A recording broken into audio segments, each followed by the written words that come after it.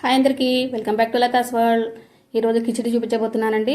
ఒక కప్పు బియ్యం అండి, ముప్పా కప్పు పెసరపప్పు 2 గంటల ముందు నానబెట్టి ఉంచుకోవాలి. తర్వాత కుక్కర్లో బియ్యము, పెసరపప్పు, క్యారెట్, ఆనియన్, బీన్స్ చిన్న చిన్న ముక్కలుగా కట్ చేసి వేసుకోవాలి. ఒక ఆలుగడ్డ, తర్వాత 2 టమాటాలు, 6 పచ్చిమిర్చీలు, కొంచెం కరివేపాకు, కొంచెం పసుపండి.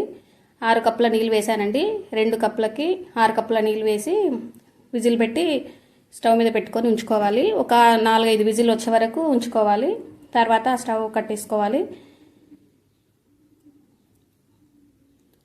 విజిల్ పోయిన తర్వాత చూడండి ఇలా వచ్చింది, కరెక్ట్గా సరిపోయిందండి. మీకు వాటర్ కావాలంటే ఇంకొంచెం వేసుకోవచ్చు. తర్వాత తాలింపండి.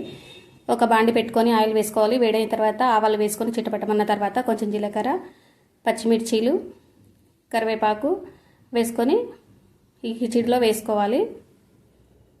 ఒకసారి మంచిగా కలుపుకోవాలి. తర్వాత తగినంత సాల్ట్ వేసుకొని కొత్తిమీర వేసుకొని సర్వ్ చేసుకోవడమేనండి. Easy process. ఎక్కువ కూరగాయలతో చేసుకుంటే చాలా బాగుంటుందండి. టేస్ట్ అయితే రాత్రి డిన్నర్లోకి చాలా బాగుంటుంది. ఒకసారి ట్రై చేసి చూడండి. కూరగాయలతో చాలా టేస్టీగా ఉంటుందండి. Thank you for watching.